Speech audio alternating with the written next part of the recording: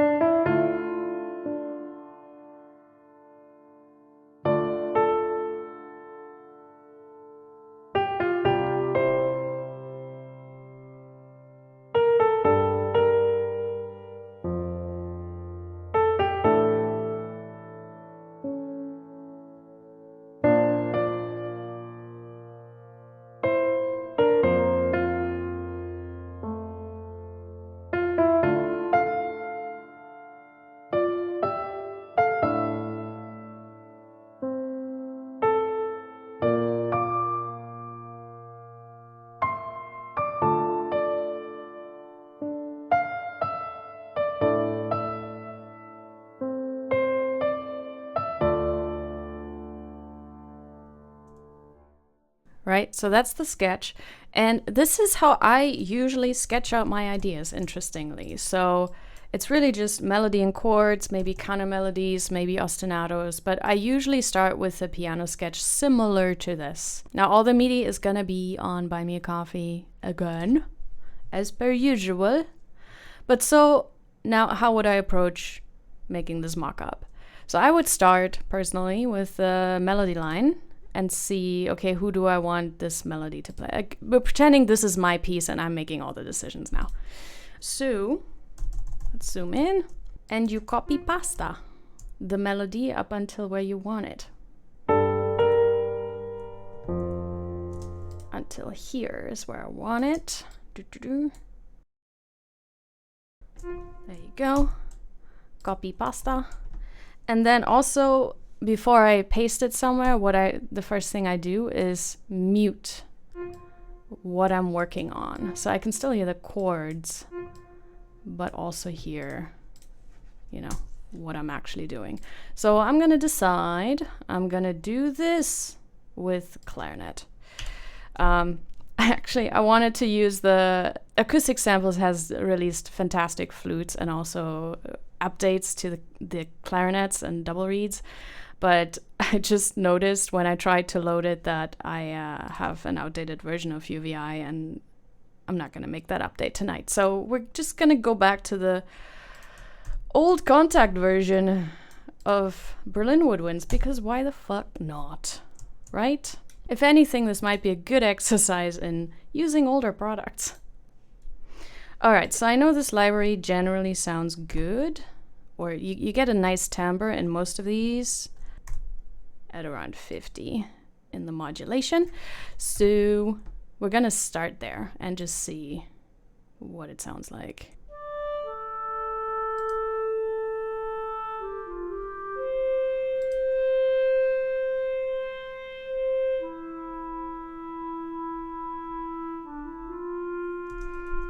Right, that doesn't sound terrible, but obviously now we need to shape the lines. So the first thing I would do is, where would the player probably put in a little breather?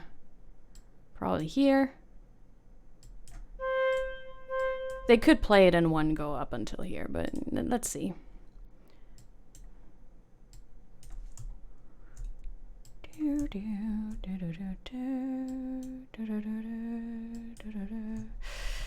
Okay. And then I would, first things first, start shaping. I have to click everything in because I have to keep my buffer size high. Because I'm having like 10 programs running to do this. So, I don't know. Let's try this.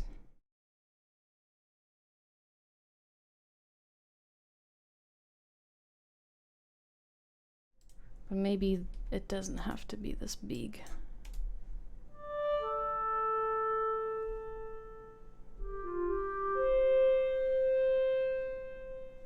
See, and now we have the same motion again, so we can just copy pasta.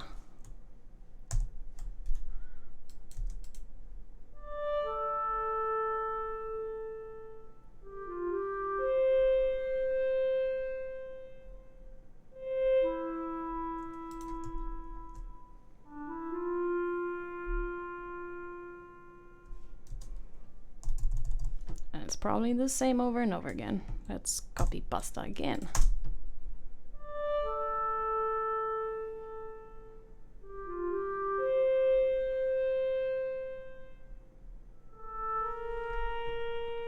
Oopsie.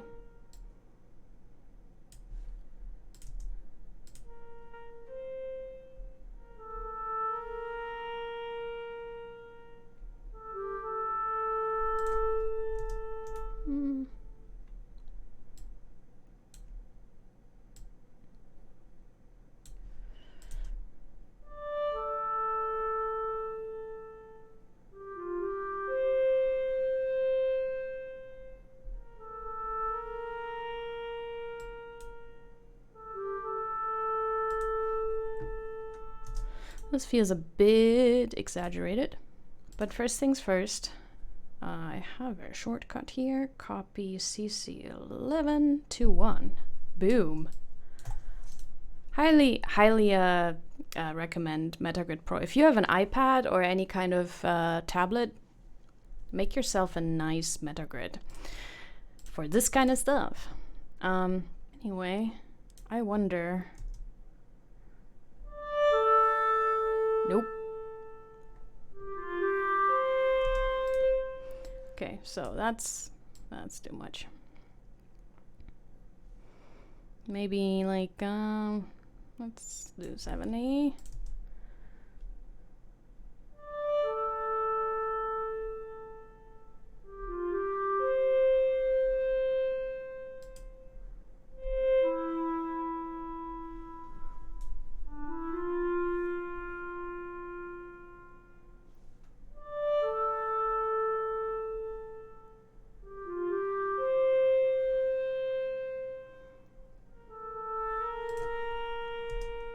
I don't. Oh, this is why. Yeah.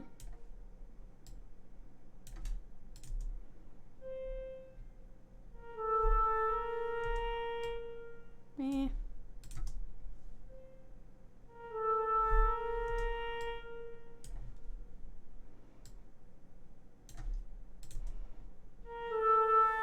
Nope.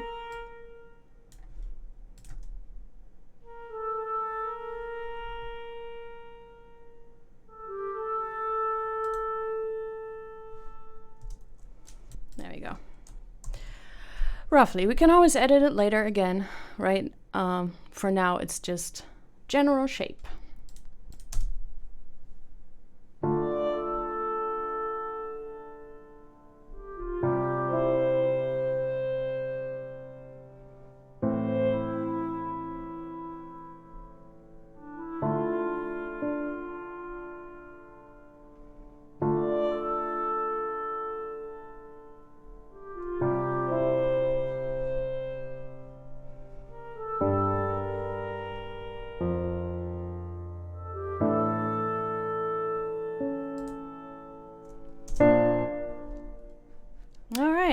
Let's leave that for now and deal with the rest.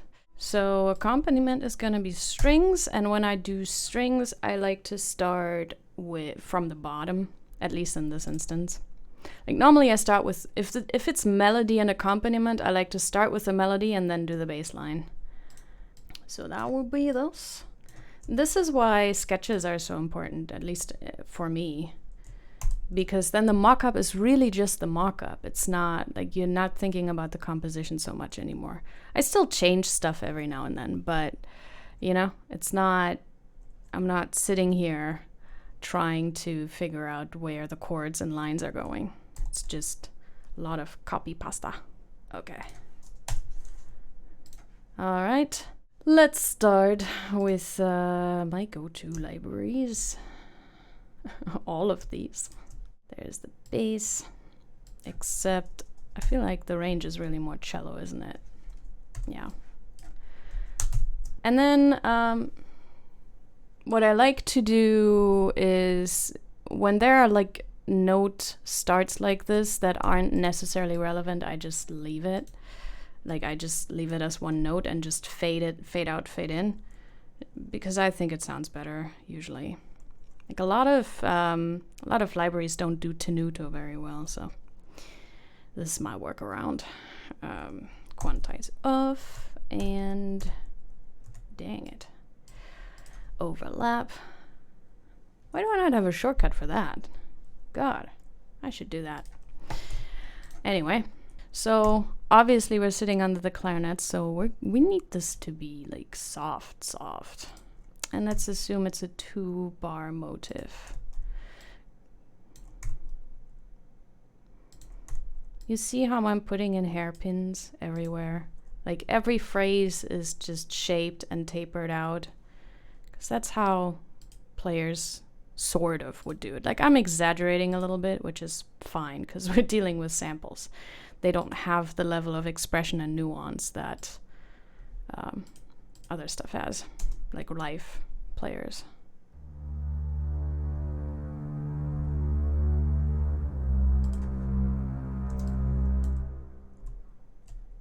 Okay. That's the first thing. And then we do CC1 to CC11. Let's at least get this up to 60 at the minimum.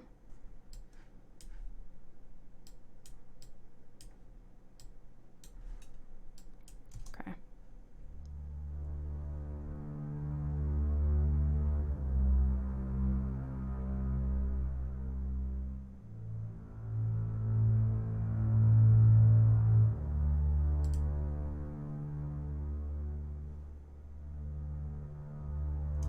See, you don't need to separate the note. If you're doing this tapering, it almost sounds like a bow change that they would make. You know? We're faking it till we're making it. All right. Let's see how that sounds.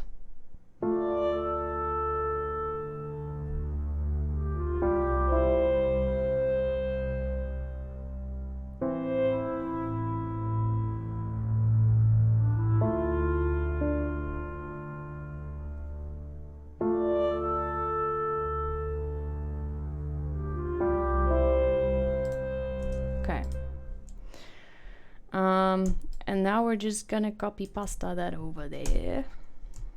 And we're just gonna have the cello play an octave higher. Nothing you even need to do.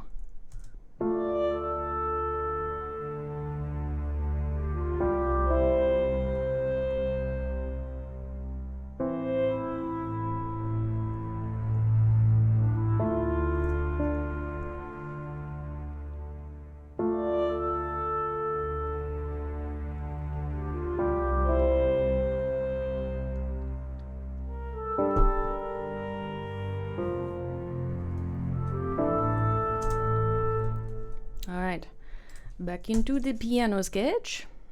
I don't know if I want that line there, because then it's like a triple octave. That might sound shitty. Anyway, whatever. Let's first copy this into the violas. Right? That's the viola range? Yes. Like I usually make arrangement choices already up front. And then I just copy paste this up there because the automation data is already in there.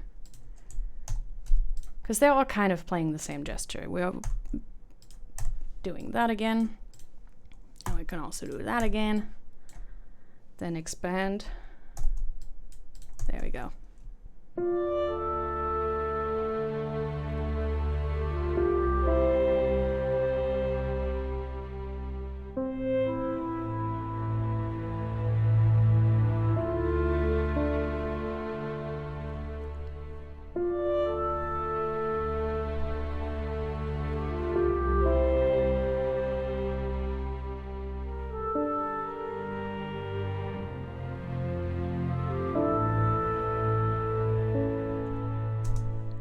Okay. I'm hearing some arrangement things that could be better. Let's fix it later. Let's continue with the quest. All right. This would be then violin 2. Let's assume that for now. Again, once you have everything in there, you can still, like, you can always change the arrangement. You don't have to keep it exactly that way. Because sometimes once you have it in the different instruments, you start hearing things and you're like, this line would be better different. So now we gotta connect these dots. Same shit as before. It's not rocket science. All right.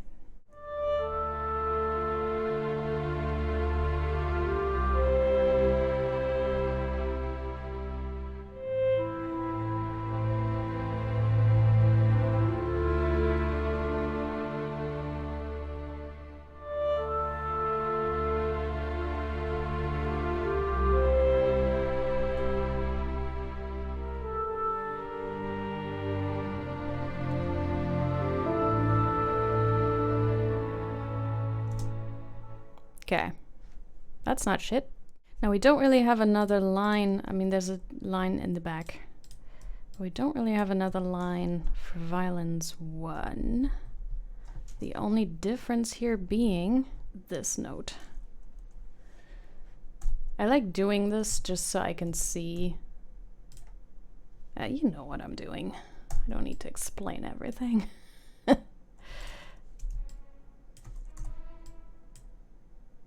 Oh.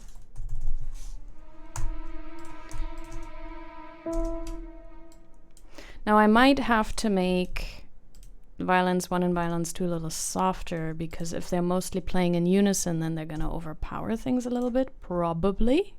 Probably.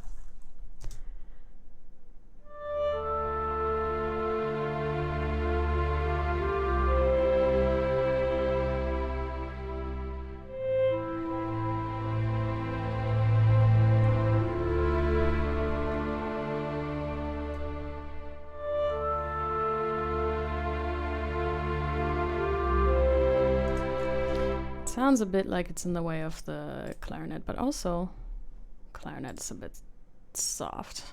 This is CC 7. This is CC 11.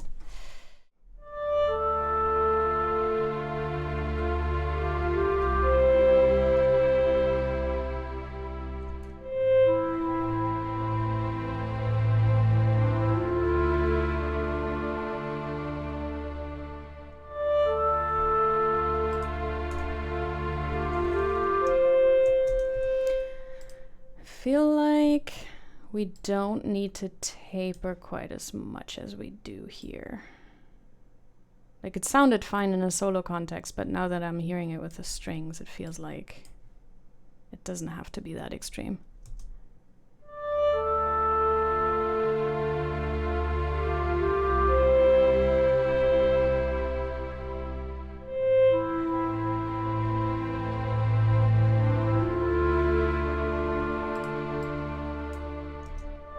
Also, what the hell?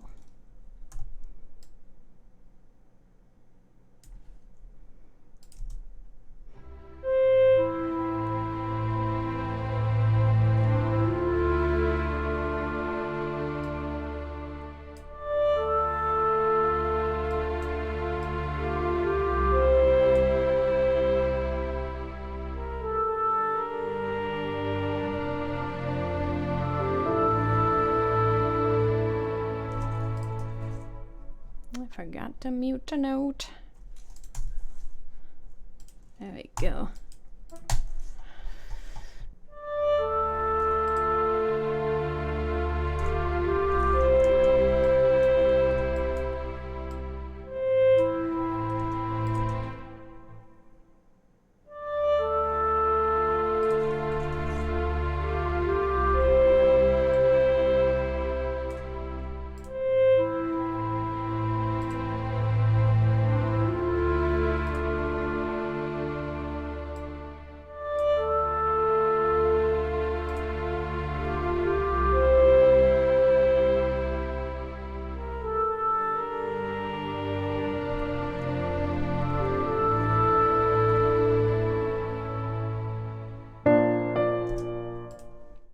Now, here's where layering would come in.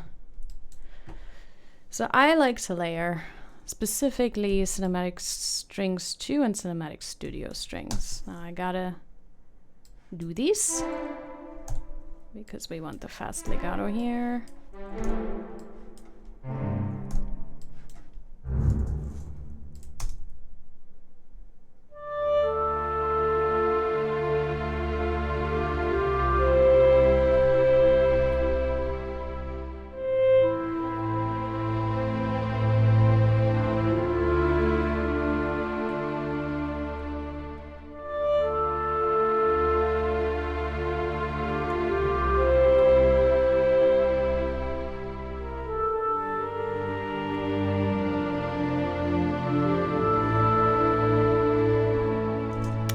Just give me a second. There's this phasing between velocities going on here.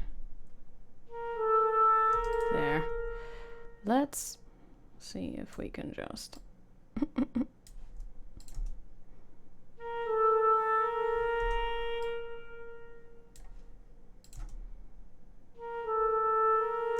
There, gone. Whenever this happens and you kind of hear it like phase through the next velocity, just make it a steady velocity, because you still have CC11 with which you can shape the sound, because it sounds better. Sometimes we gotta work around the weaknesses of the library.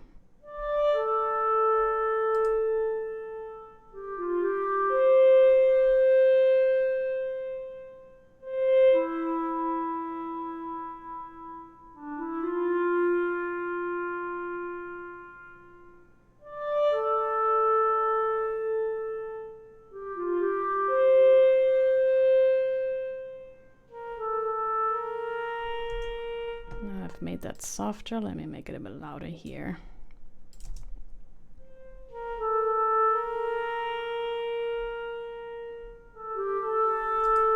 Okay. Now another thing that I like to try out is if I have two of the same instrument, copy it over and see how it sounds in the other instrument.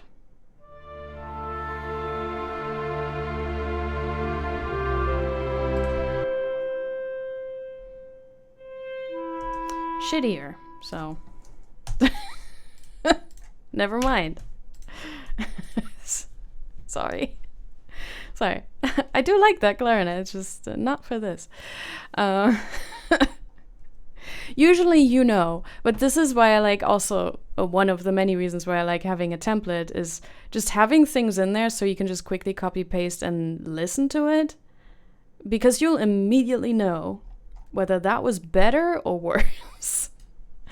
It was worse. Sorry, whoever did the second clarinet. Anyway, so now we have these two libraries going on. Actually, I forgot something. Let's keep it all vibrato-y. Like, that's a creative choice. You don't have to. It's already at 100 by default, but I'm just gonna do that.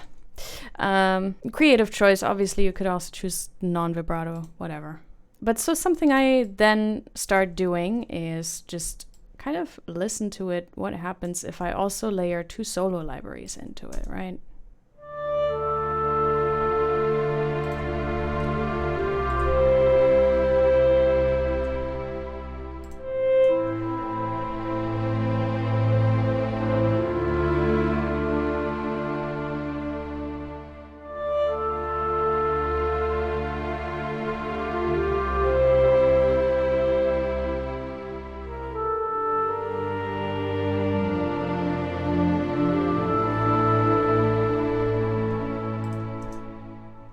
That's kind of nice.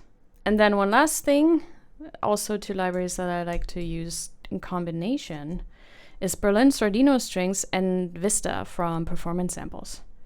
Great company, by the way. I only have Vista, but I've heard other people use Pacific strings, which also sounds fantastic. FYI. I don't have them, so I can't really comment on them, but I've also seen videos of people layering Pacific and cinematic studio strings, which also sounded fantastic. I would buy it if I didn't already have 300 string libraries. I kind of don't need it, so it's hard to justify. But they also have these two, the Pacific solo violin and solo cello legato, which are free, but they sound better than a lot of the ones I paid for, so. Anyway, Performance Samples. Why I like Vista is, let's start with the Sordino strings first. So I love the warmth of these and the expressiveness.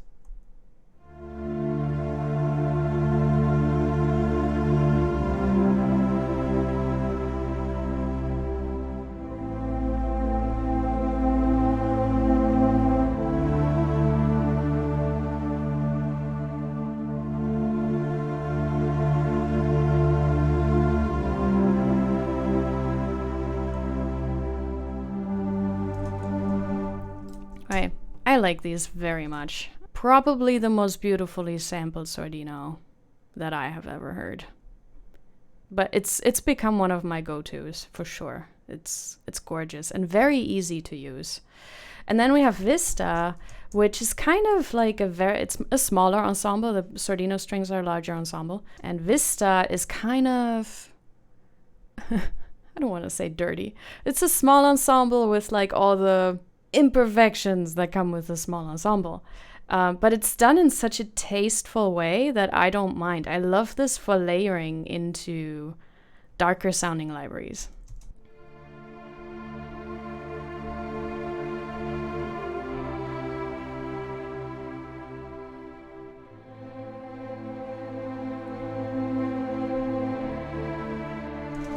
You see how this would go well with this one? They have like the same expressive vibrato thing going on. It's just this one is much brighter and kind of smaller sounding with more detail, and this one is more lush.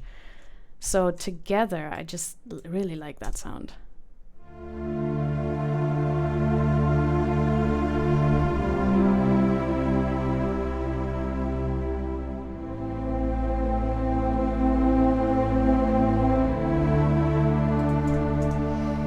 Anyway, how much you want to layer obviously is up to you. Some people don't layer at all.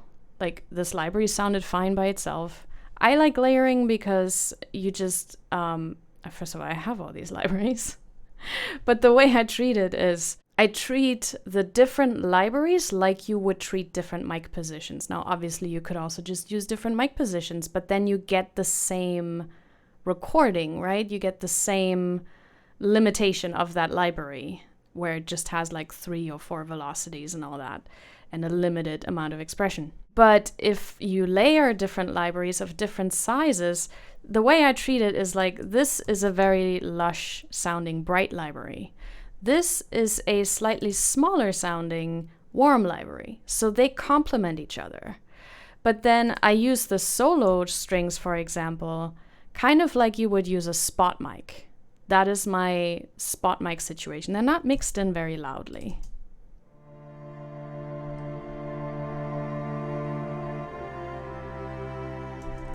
Right? I wouldn't have them stand on their own necessarily, because, my God, sampled solo strings. Anyway, we'll get there, it's fine. But I use these kind of like you would use a close mic. And then, again, this one really lush and warm, this one smaller and brighter. Like, I would use this one a lot more like I would use a Decca Tree or Hall mics, and I would use this one, which is kind of more chamber size, like you would use overheads. This is how I think about it in my brain. So when people ask me, how do you blend different libraries? Volume. You use volume. Use volume like you would in the mic positions. That's how I think about it. Because people are like, oh, but how do you deal with the different rooms? I kind of don't. I'm just sending them through the same reverb. So I turn off the reverb inside of Contact and Sign and whatever. I just turn it off there and send them through the same reverb here. I will say, obviously, you can see from my selection that I do prefer drier sounding libraries. So they obviously, it's a question of taste. And clearly that is my taste. So I tend to use products that have a similar sonic imprint. And so they probably also naturally kind of go with one another. If you prefer extremely reverby stuff, then you probably have a lot of libraries that are very reverby. And so they would probably go well with one another, or a lot better with one another as well. And that's how I see it. But yeah, none of these are using a custom mic mix. These are all using just the full mix that the library comes with. Except I think the Sardino string. Let me check that. I wonder if I made like a custom mix for that or something and did a mic merge. I don't know. Is this my custom mix? It might be.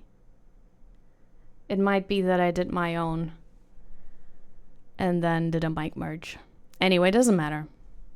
Because probably my problem with this one was that Teldix was a little too wet for my taste, but whatever. You do you. But for the most part, I just leave it.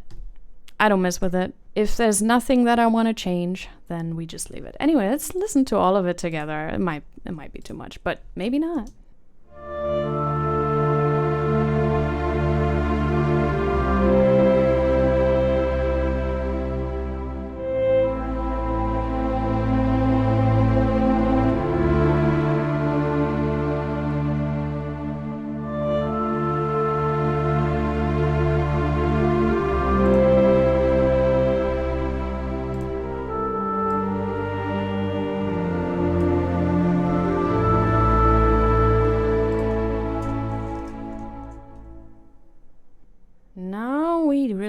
to do more of, flatten this a bit more.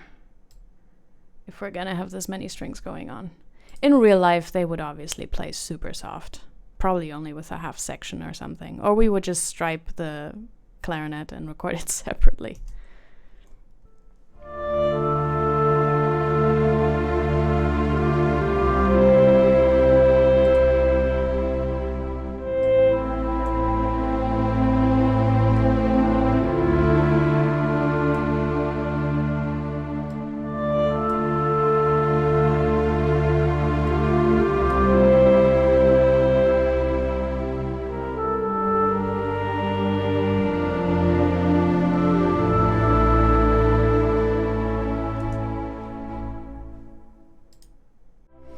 Now I think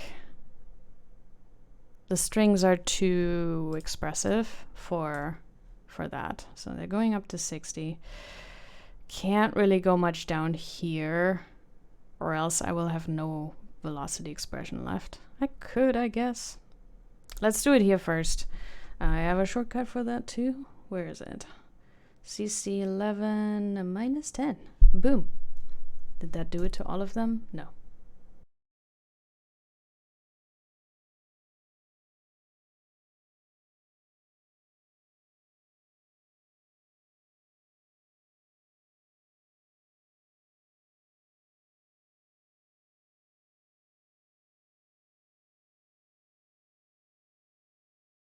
Alright, this is the problem with layering. If you want to make one change, then you have to make it in all of them.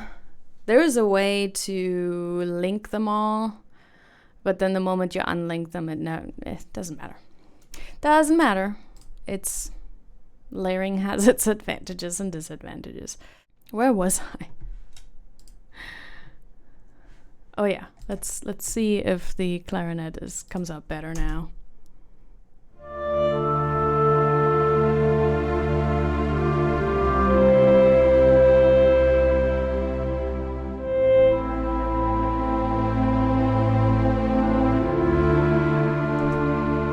Still a bit overpowering.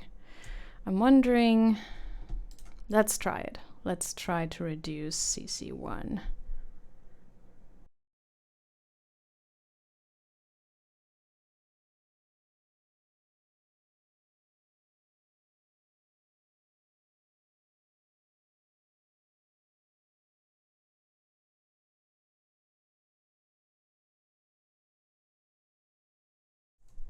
All right, let's see.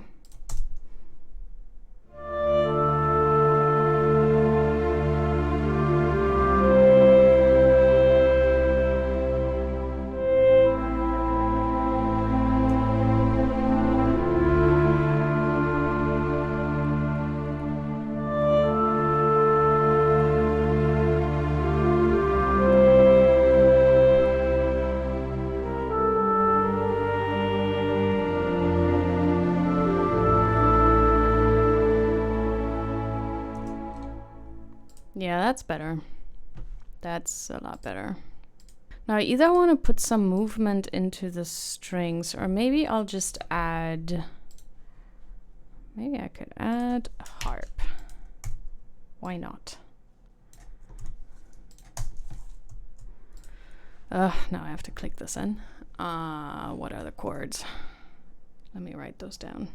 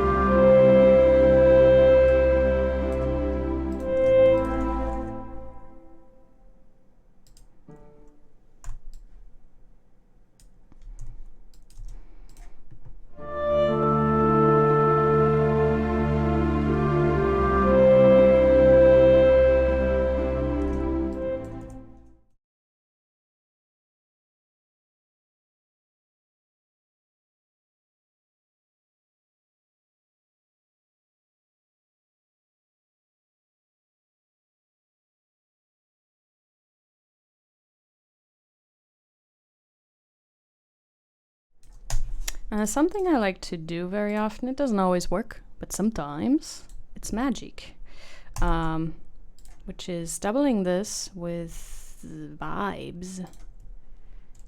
Yep.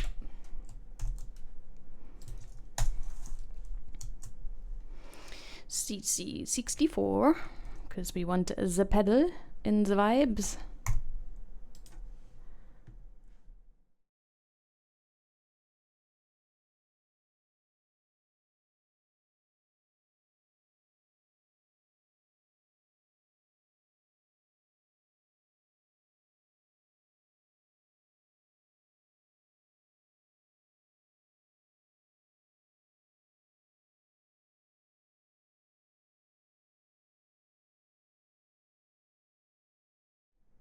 There we go.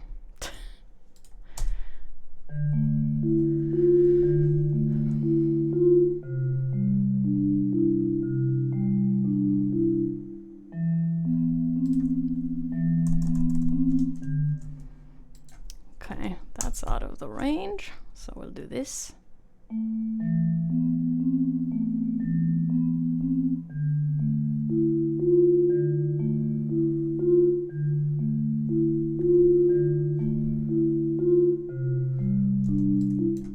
Okay, that's pretty. Let's see how it sounds.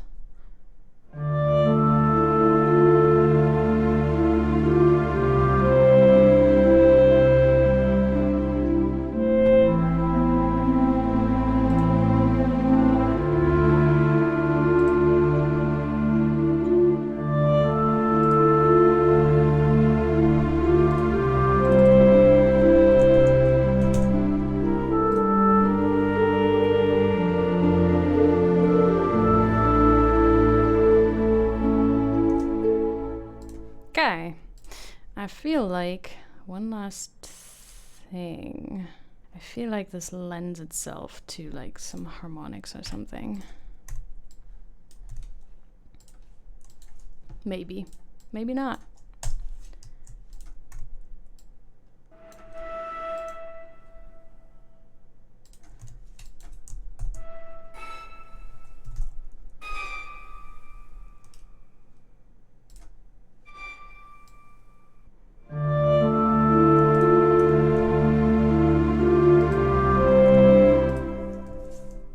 Gotta know which notes we're taking. I guess the bass moves down, so it might be nice if we're moving up or something. D, E, E, E. This one doesn't have legato, so might as well not overlap.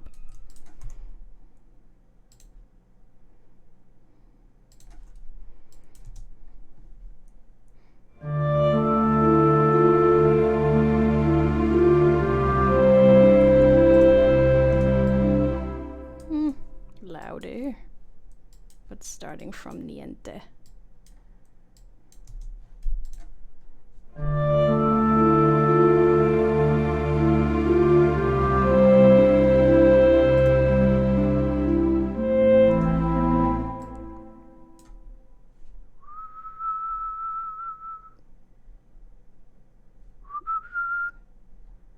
Like I want to go to the F, but the melody goes to the F from the E. Da, da. Might be nice if this goes down when the bottom goes up.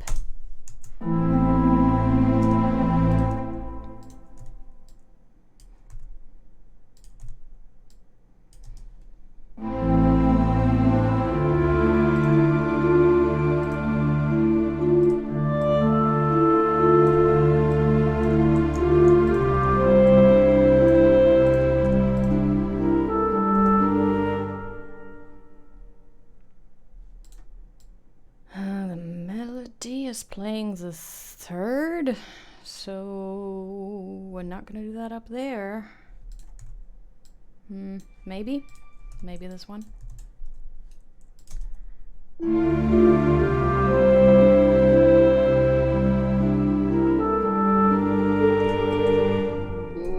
Would be nicer.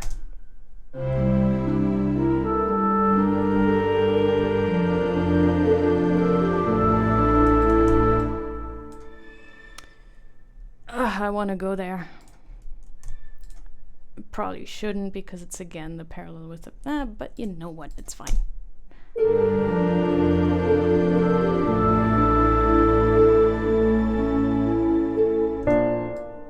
It's okay, we do what we want.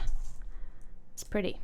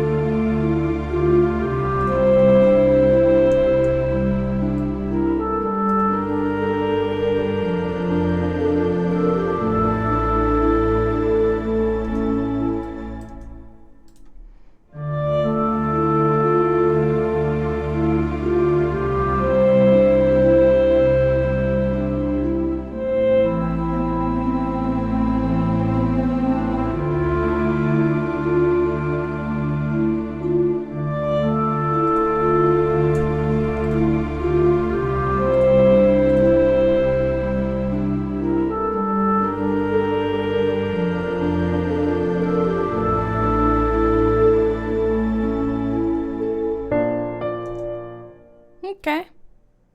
Do we like I like this. Still could be more movement in the strings, but you know what? There's still time. There's still the second half. Which we now have to make a lot of decisions on because I'm not gonna do the whole thing with clarinet. Okay. Let's make some choices, I guess.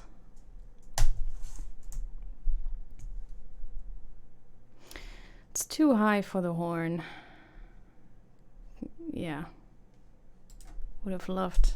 I would have had to do it in a different key. For the horn, we can bring our horns in later. We either stay with the woodwinds now or we go into the strings. Let's go into the strings.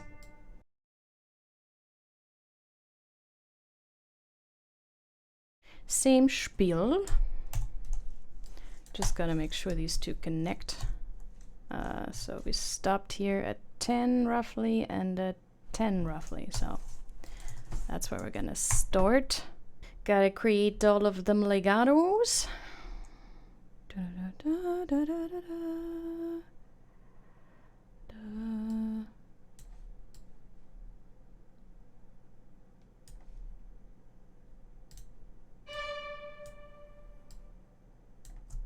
I might connect these a little bit later. For now, let's just shape the line, much in the same way that we did with the clarinet. Okay, so I would like for the piece to kind of get louder now and go into a crescendo. So let's see if that's...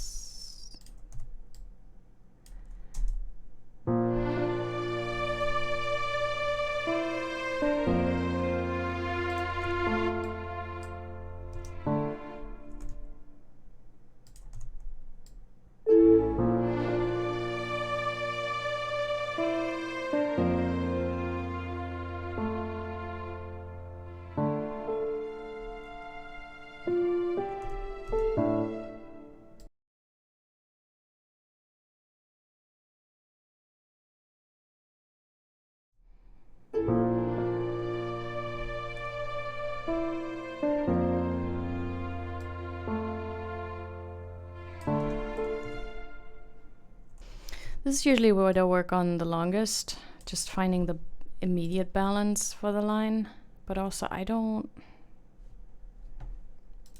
This transition, we're gonna work on that later.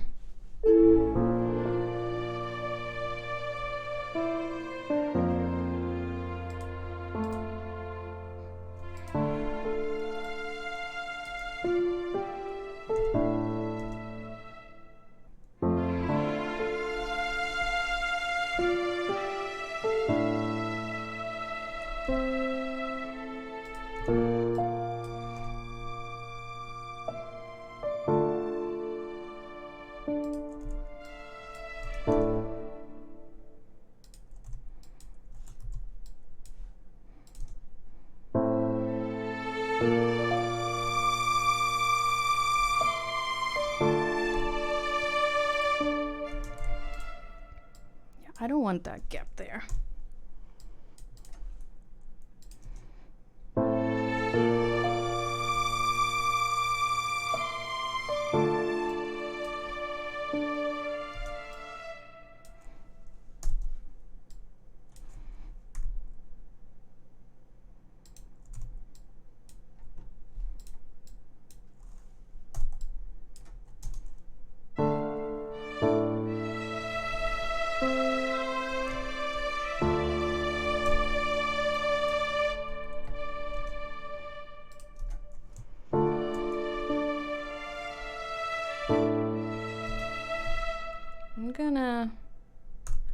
We could do tenuto, but these strings don't do that so well, so.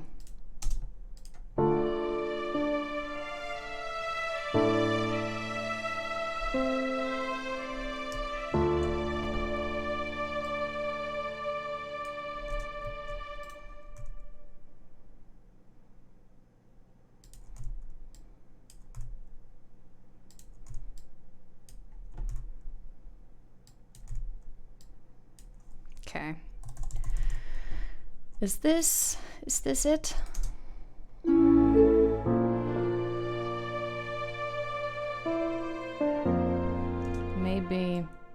Maybe let's go to 40.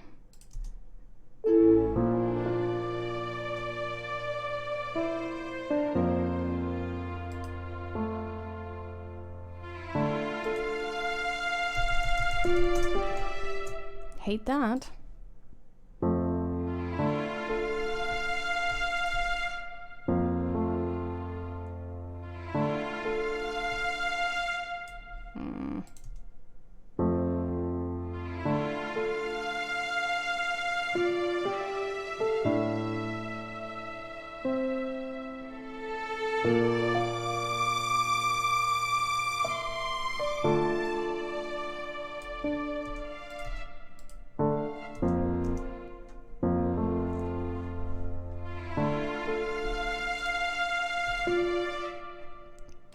This is just not a very... Let's do this. The other libraries that we're layering are gonna make up for that, because my god.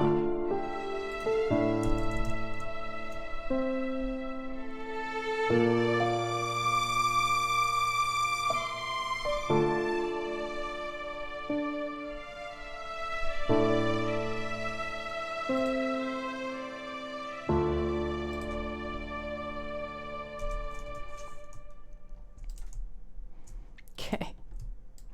Let's copy paste that in here already.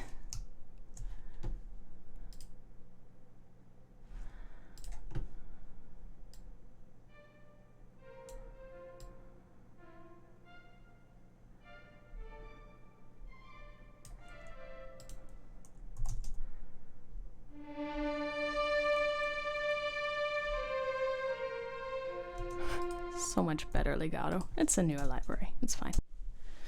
Okay, so of course, my recording software stopped recording. So I'll just recap what I did in the last 20 minutes.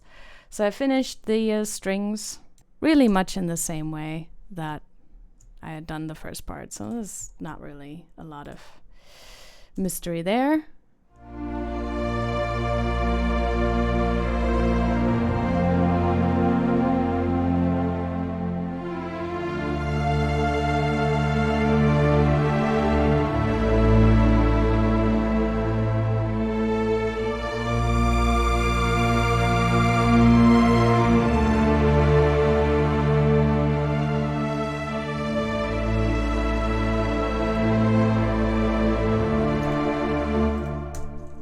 So yeah, mostly just doing the same type of thing, copy pasting from the sketch.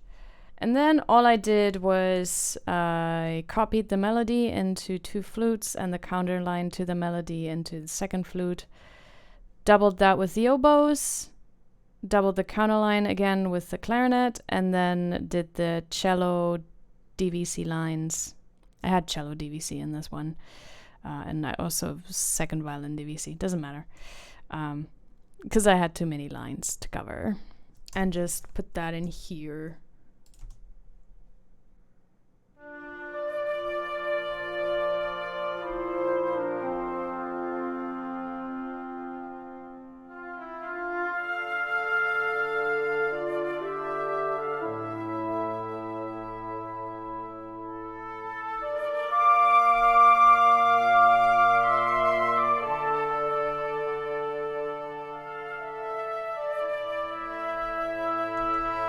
right, that's good balance. I muted some notes here because they're in a really bad range for the instrument.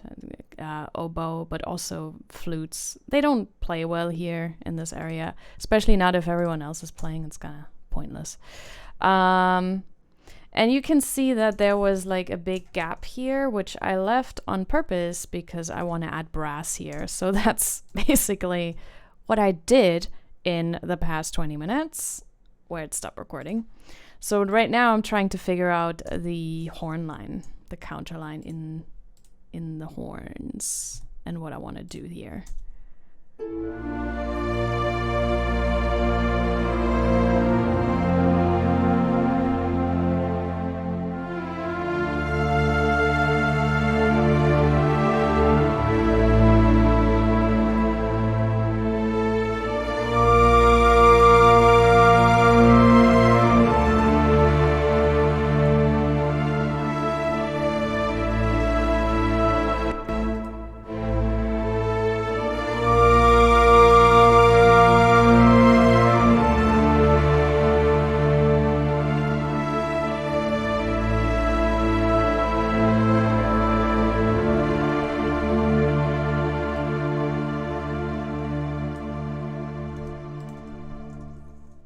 Okay. I'm just monitoring the recording software now. But now the battery of the camera is empty. Oh, great. I'll be right back, changing the camera. All right. I have 2 batteries left out of 4, which means we've been at it for 2 times 45 minutes now. But this shouldn't take much longer. What am I looking for?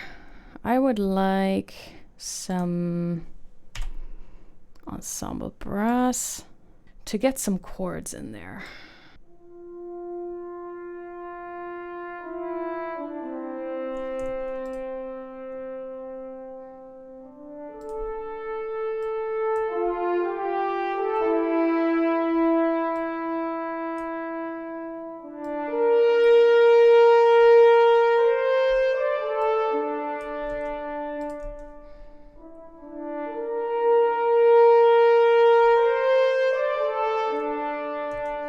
I'm gonna let CC1 and CC11 counter right here a little bit because I want this to be louder here, but I don't want this explosion of brightness. I'd rather have it build to here. But then when that's getting bright here, I don't necessarily need to be as loud. That's what they mean when they say counter ride CC1, CC11, because sometimes you want the timbral change, but you don't want the volume change. So, okay, let's maybe double this with that group horn patch.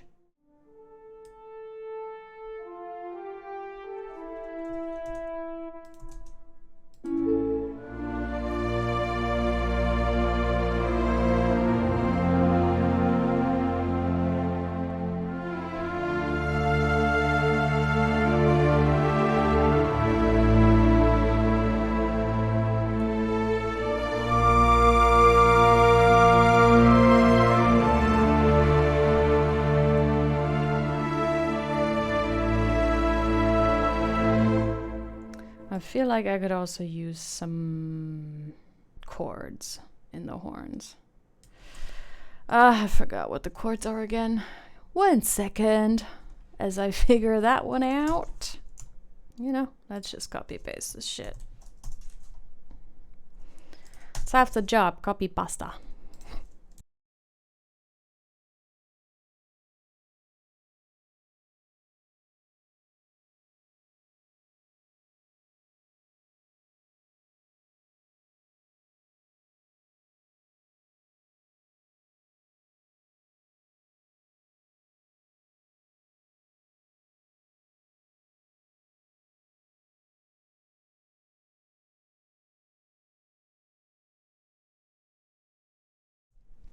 All right, so I left the bass notes in here because I want to actually copy this over as well into the low brass.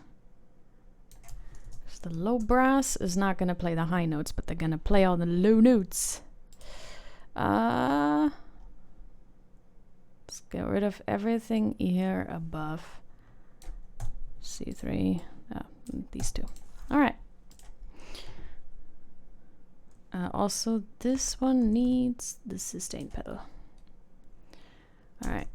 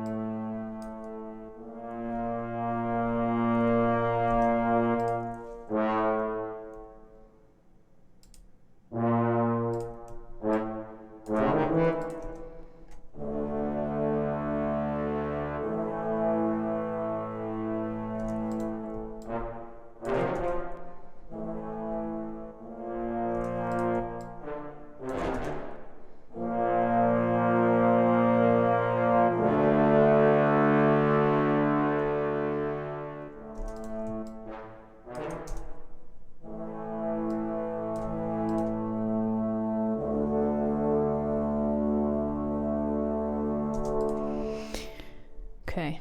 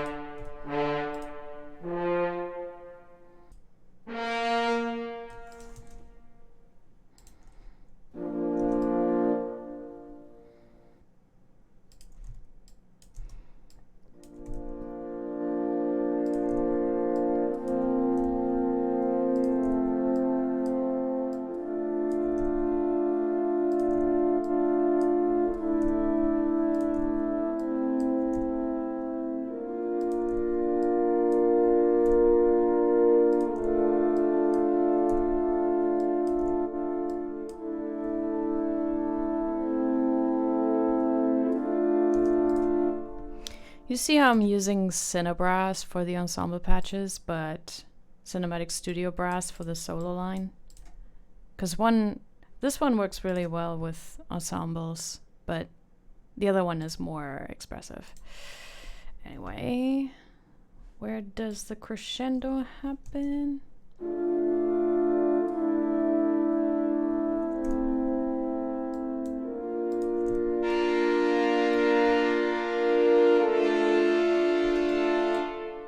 It's unfortunate that this older library just has like 2 velocities, so you either get really dark or really bright.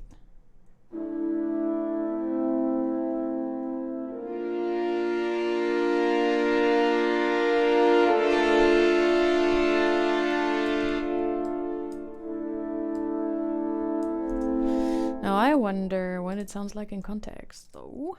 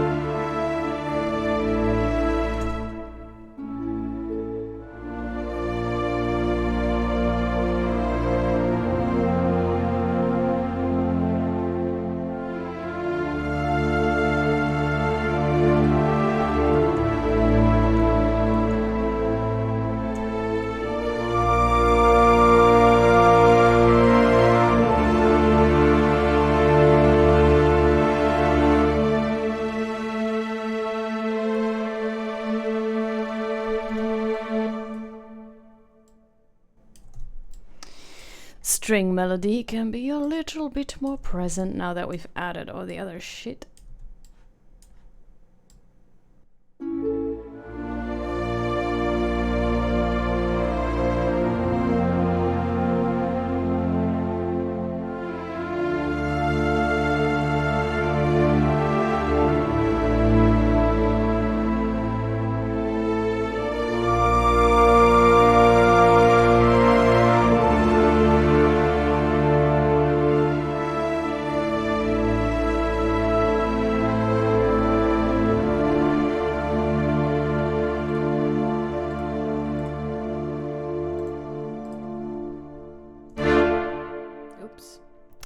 That's better. Maybe a little roll into the B part. What key are the D, right? D minor? But the part starts with B flat major. Yeah.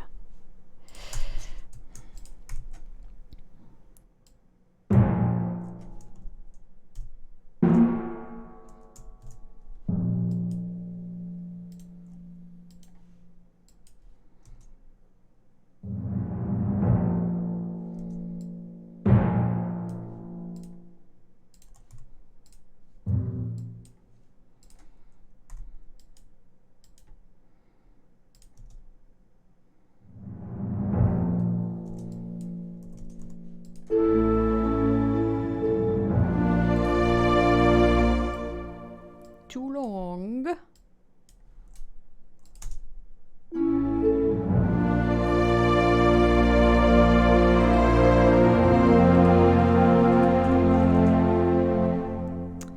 Maybe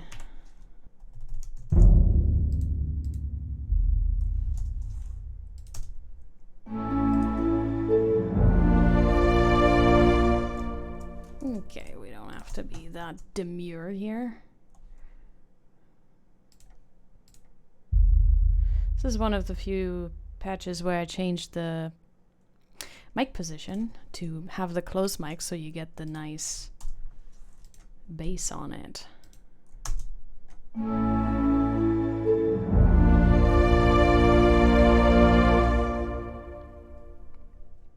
Maybe also, where are the tum-tum? There they are. Doop doop doop. Maybe do we like?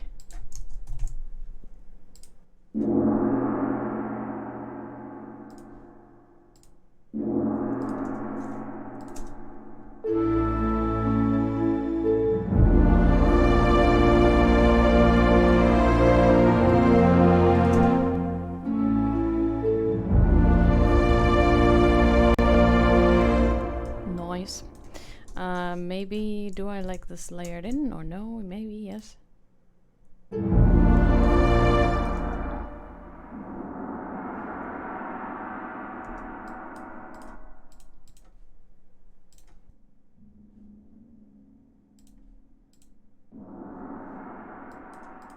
Okay.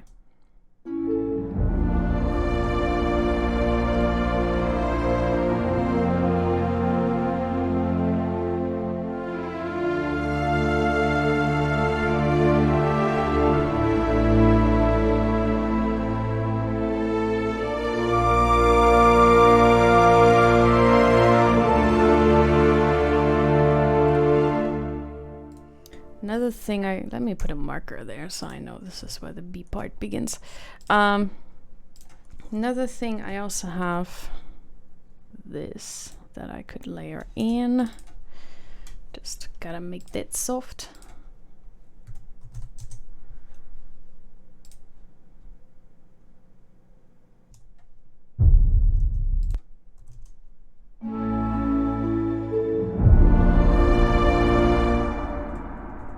Too much.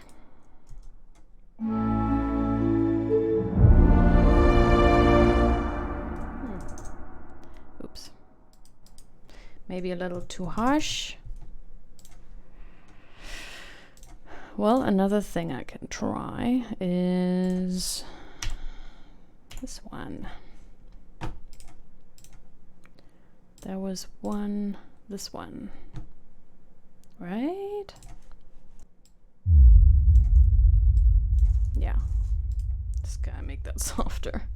Lordy.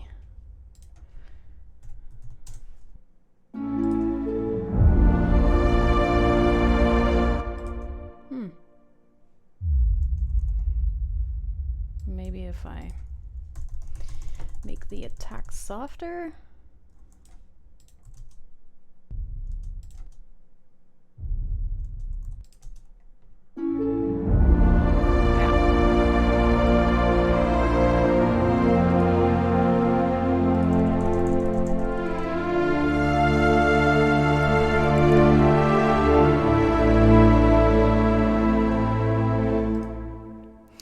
Now what's left?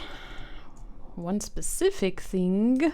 I have this patch here that is a sine wave.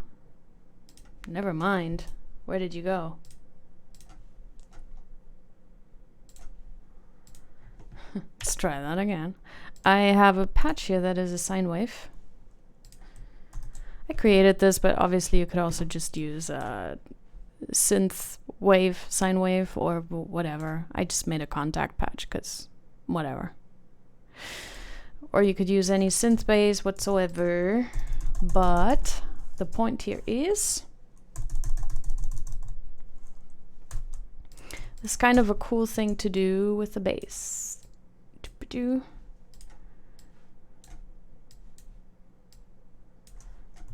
Just gotta be careful.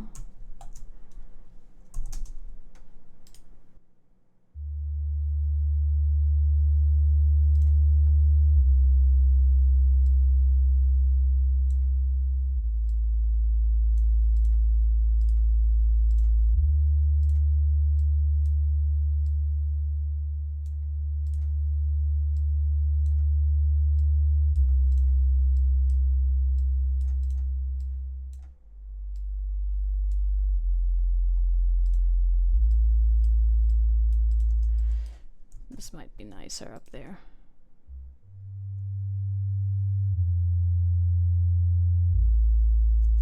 Or not. Let's see how it sounds in context.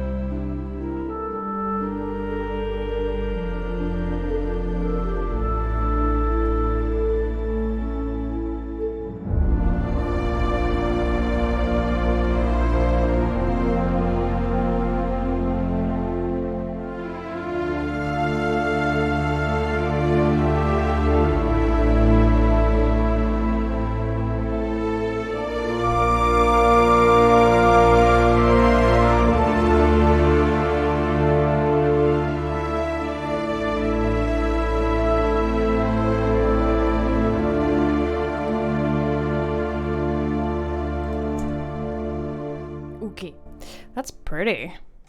I'm also wondering if I could, like these harmonics, I mean, they're also very pretty, but what if I think there was a patch in here that I liked for that kind of thing. Come on. Was it under leads? No, pads? I think this one.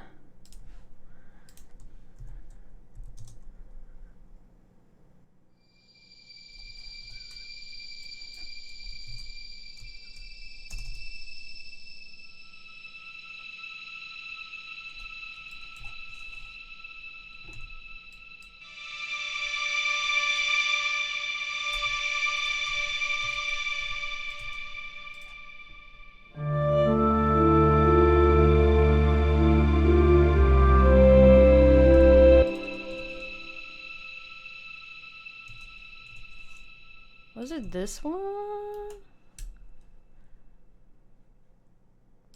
This is, by the way, what I mean by like layering synthesizers. Might also have been this one.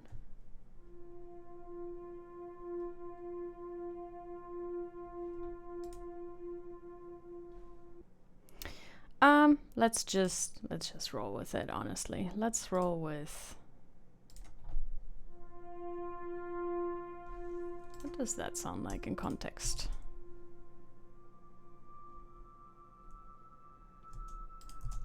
It's kind of cool.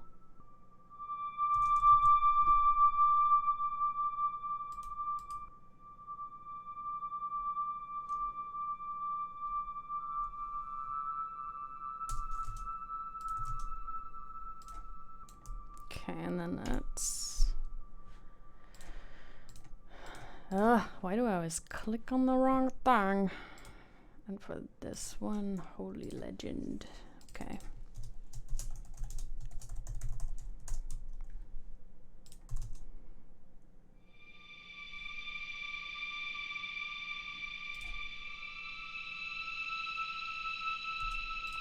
Sound kind of nice together.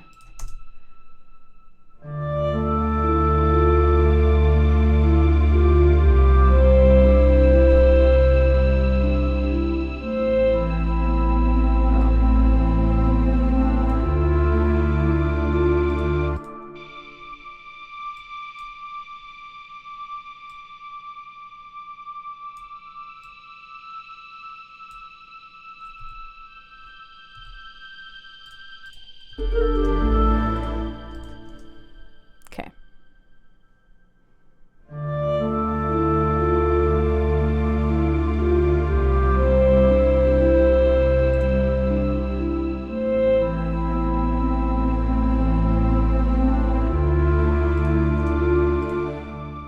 Guess I could also...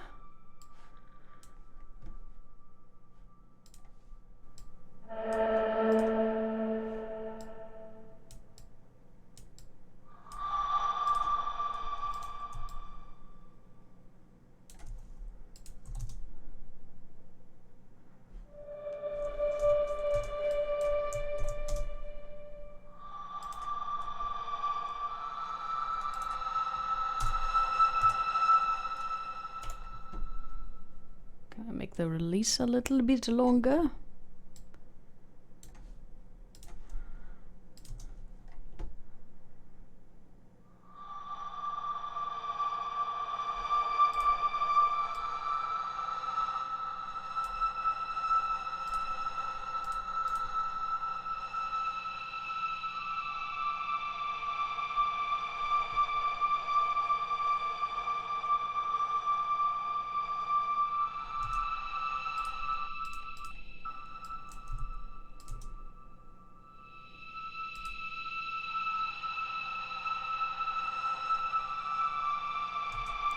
It's kind of a cool harmonic in there, some noise. Anyway, doesn't matter. It's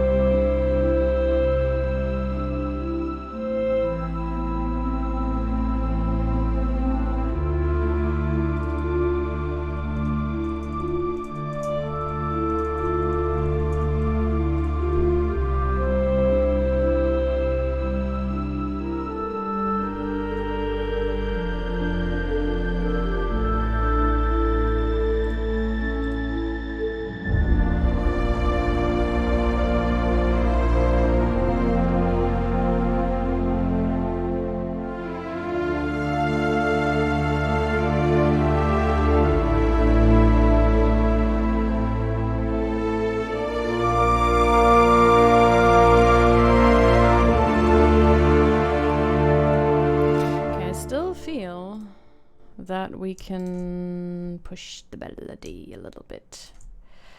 See, this is the disadvantage of me having the long strings come out of the same output. I used to have it divided by the different groups. This would have been easier to do. Alas, here we are. I could dial up the velocity as well. A lot of sample libraries just get really bright once you go over like 80, 90, 100. So I avoid that sometimes.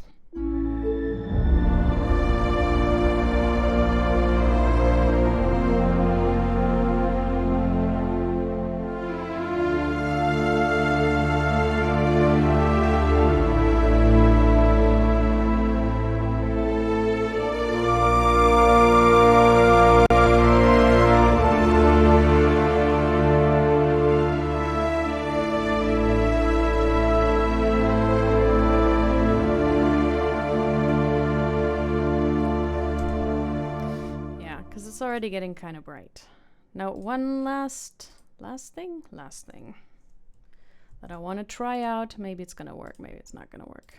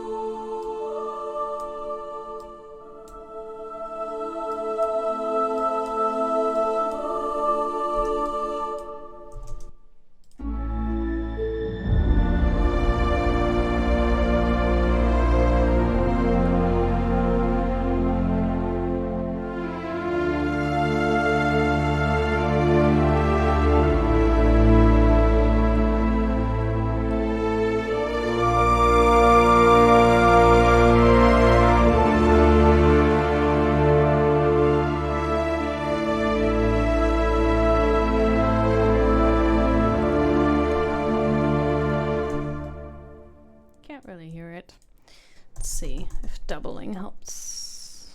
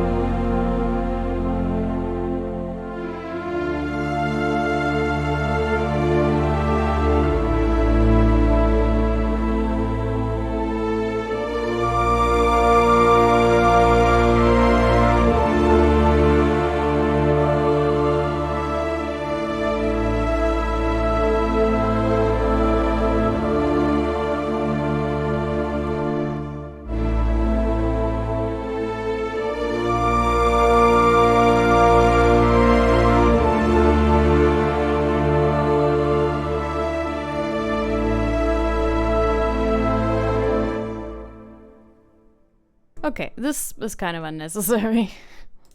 I wanted to make a choir work there, but it's not really doing it, but fine, whatever. And this is now kind of where I would go in and do some mixing. I'm just gonna do a rough, because I can't have my correction on, so I'm just gonna get the mud out.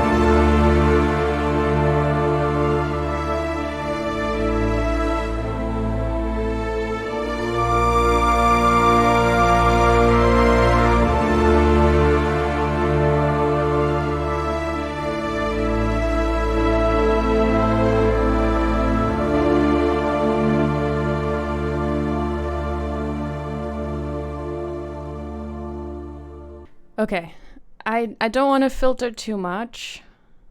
It's a little cleaner now.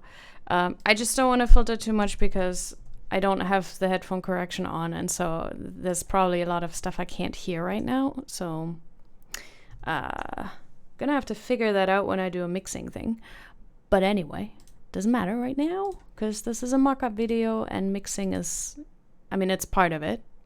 But also there's already so much pre-processing going on anyway. Like there's already, as you could see here, reverb and EQ and a bunch of stuff going on. And also parallel compression is already on here. So, you know, it's that last correction. Like normally I would go into the individual instruments now and kind of clean them up in context. But, you know, that's kind of outside of the scope of this video. So let's listen through it one last time. And then that's it.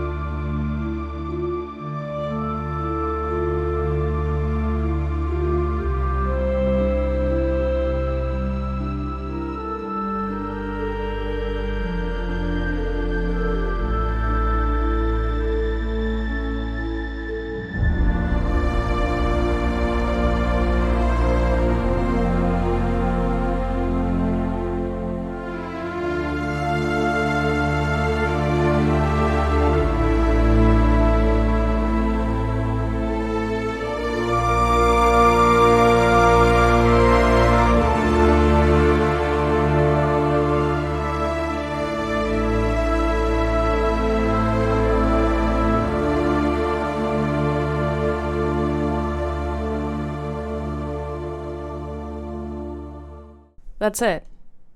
That's how I do it. Like, I could go in and keep refining this, but like on a job, I would send it off to the production to see if they even approve this. And then, you know, when I do revisions or before I export the stems, I can still refine the mock-up a little bit. And then usually if it's like a, you know, mid-size production that goes to theaters or to one of the streaming services, then it goes to a score mixer anyway because they need a surround mix, sometimes an Atmos mix, and so I'm not doing that. They can pay someone to do that.